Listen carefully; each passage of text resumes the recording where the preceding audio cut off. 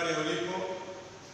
Jumapili ya kwanza mwezi wa 5 mwaka wa 2020, siku ambayo Bwana ametuandalia, siku ambayo Bwana imekuwa ni nyongeza katika maisha yetu na katika uhai wetu sisi sote ambao tuko uhai. Na kama vile Biblia inavyosema, kila kiumbe kilicho na uhai kikamsifu Bwana. Asubuhi ya leo ningetaka umsifu Bwana popote pale ulipo. Ukumbuke mahali amekutoa, ukumbuke mahali amekuleta, na ukumbuke mahali ambapo unaotarajia katika maisha yako Mungu akaweze kukupeleka. Kwa majina ninaitwa Reverend Kimu. Nimeokoka, Kristo ni Bwana. Nimekuja mbele za Bwana siku ya leo ili tukaweze kumega mkate wa neno la Mungu pamoja. Ninakuhubiria nikiwa moja kwa moja katika kanisa la Mtongole Methodist Mombasa, na ninashukuru Mungu ni kwa sababu ya umbali huu ametuleta. Ningetaka asubuhi ya leo tukasome neno la Bwana kutoka kitabu cha Kumbukumbu la Torati, ama the Deuteronomy, the book of Deuteronomy chapter number 28, verses number 1 and up all the way to verses number 3. This is what the Bible says. And if you faithfully obey the voice of the Lord your God, being careful to do all his commandments that I command you today, the Lord your God will set you high above all the nations of the earth. And all these blessings shall come upon you and overtake you if you obey the voice of the Lord your God. Blessed shall you be in the city, and blessed shall be you in the field. I will repeat number 2. And all these blessings shall come upon you and overtake you if you obey the voice of the Lord your God. Blessed shall you be in the city, and blessed shall you be in the field. Let's pray. Father, in the mighty name of Jesus Christ of Nazareth, I am here this day, Jehovah, to deliver your word to your people wherever they are. Some of them, Jehovah Lord, they are so down. Some of them, they don't know where to rush to. Some of them, they are confused by the patterns of this earth. Some of them, they are so oppressed by the things and the friends of this world. But today, Jehovah Father, you have said, if we listen unto your voice and obey your command, you will bless us in the field, you will bless us in the city. May you fulfill your word as I speak to my listeners and to those who are watching me wherever they are this morning. In the name of the Father, Son, and the Holy Spirit I pray. Amen. Amen. Neno la Mungu katika Kumbukumbu la Torati linatunenea asubuhi ya leo katika mioyo yetu, ya kwamba mwandishi alipokuwa anaandika maandiko yale kwa wana wa Israeli, akawaambia kama mtatii sauti ya Mungu. Hilo ndio jambo la kwanza. Kama mtatii sauti ya Mungu na kama mtafuata amri za Mungu, ni Mungu ataachilia baraka zake juu ya maisha yenu. Atawabariki mkiwa nyumbani, atawabariki mkiwa mjini. Kwa hiyo kuna mambo mawili ambayo mwandishi aliandika katika neno la Bwana, na wakati Mungu alipokuwa na mnenea akayaandika. Biblia inasema kwa baraka za Mungu aliwapatia mambo mawili ambayo wanastahili kuyafanya. Waisraeli wakapatiwa 2 conditions ambazo ningetaka tuziangalie asubuhi ya leo. Condition number 1 ni kusikiza na kutii sauti ya Bwana. Kutii, kusikiza na kutii sauti ya Bwana. Je, sauti ya Bwana inasema nini? Katika kitabu cha Yeremia 33 mstari wa 3, Biblia inasema, niite na mimi nitakuitika. Hiyo ndio sauti ya Bwana. Niite na mimi nitakuitika. Sijui asubuhi ya leo wewe unaweza kuwa unamuita nani? Sijui ya kwamba wewe unaweza kuwa unasikiza sauti ya nani?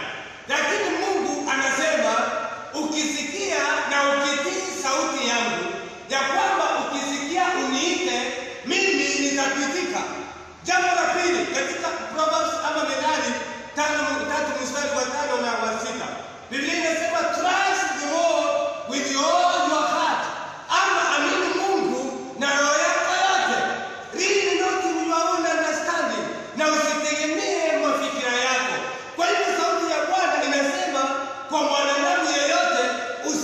usitegemee mafikira yako mwenyewe, usitegemee jinsi unavyofikiria wewe mwenyewe.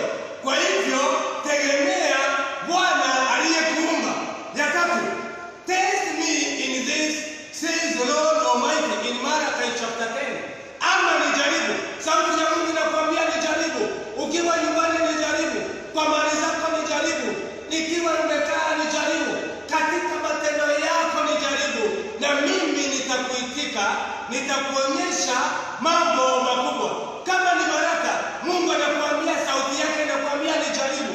Kama ni mafikira yako, anakuambia usijitegemee wewe mwenyewe.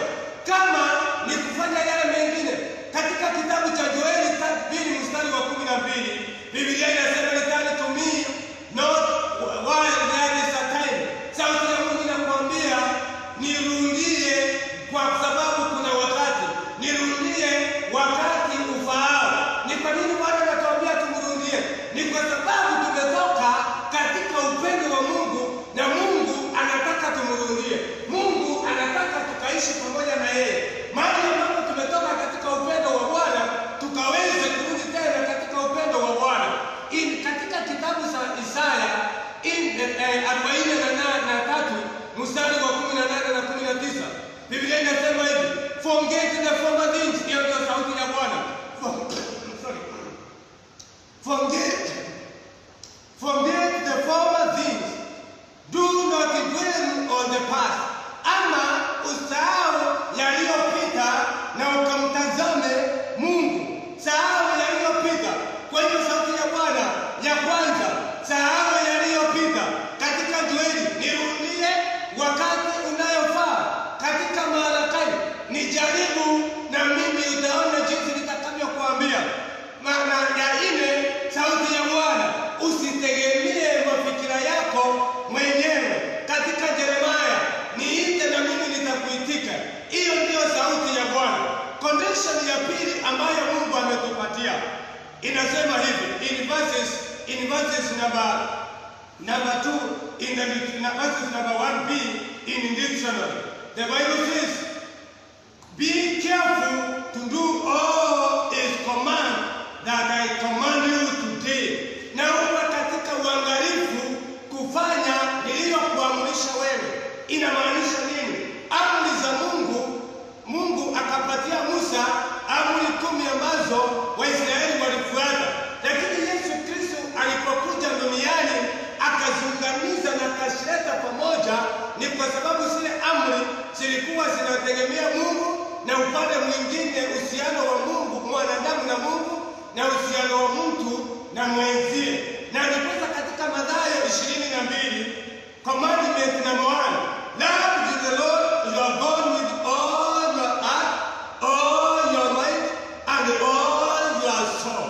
That was a condition that the Israelites were given.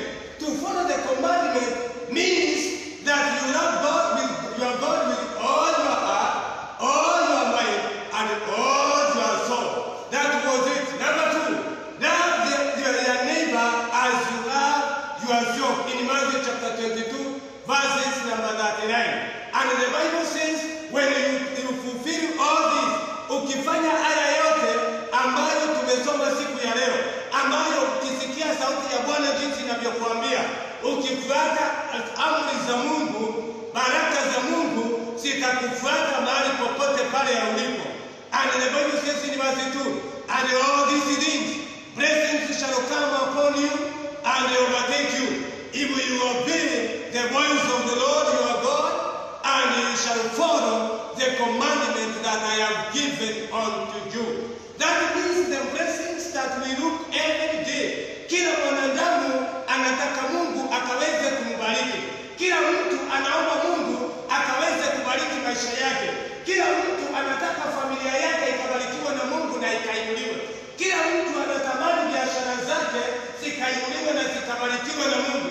Kila mtu anataka kazi ambayo anayoifanya ikabarikiwe na Mungu na ikainuliwe. Lakini Biblia siku ya leo inatufunza, kama tungetaka Mungu abariki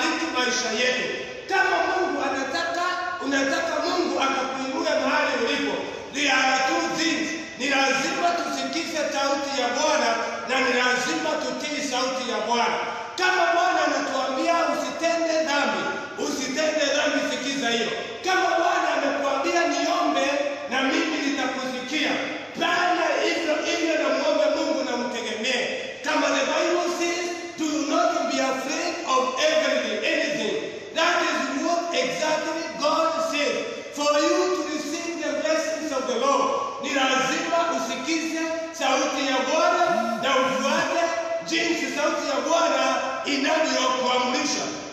Namba 2 inasema ni lazima utii amri ambazo nimekupatia, na tumeona ya kwamba amri za Mungu ni kumpenda Mungu na roho yako na mafikira yako na mawazo yako, na jambo la pili ni kumpenda jirani kama ulivyojipenda wewe mwenyewe. Unataka kuokolewa mahali ulipo, umeishi katika shinda, taabu na dhiki, mambo ni mawili: sikiza sauti ya Bwana na ufuate amri za Bwana. Ungetaka familia yako ikabadilike, mambo ni mawili: sikia sauti ya Bwana na utii sauti ya Bwana na ufuate amri za Bwana.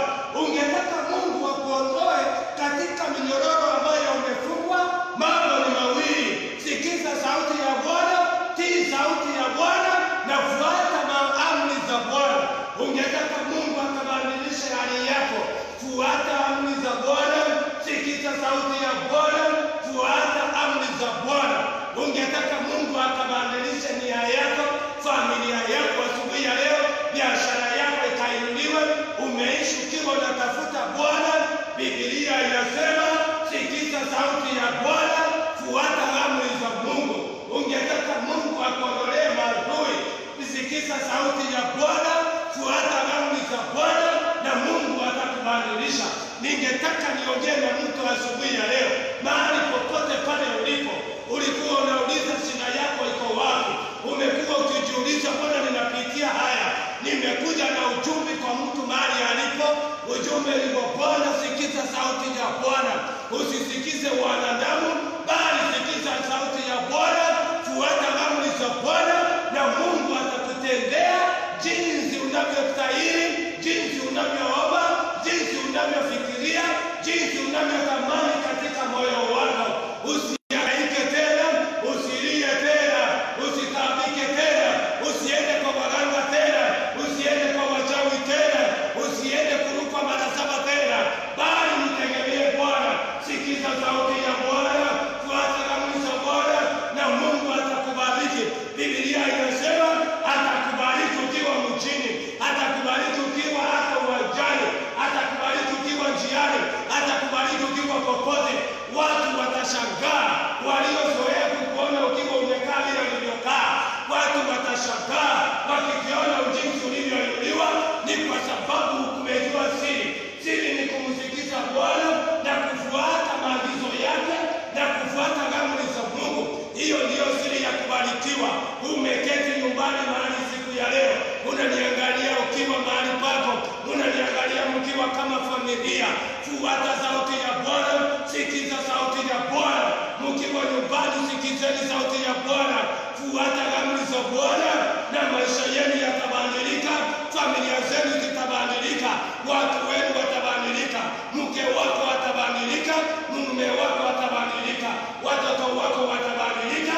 Ni kwa sababu hiyo ndiyo siri ya kupata baraka ambazo umetafuta kwa muda mrefu. Mahali popote pale ulipo, ningetaka niombee mtu ukiwa umekaa, mkiwa unanitazama, ili mkaweze kusikiza sauti ya Bwana. Yale ambayo Mungu amekuagiza ukatende, tenda asubuhi ya leo, kwa maana yeye ni mwaminifu. Atakubariki ukiwa mjini, atakubariki ukiwa safari. Katika jina la Yesu Kristo ninaomba na kuamini. Amen, amen, amen, amen.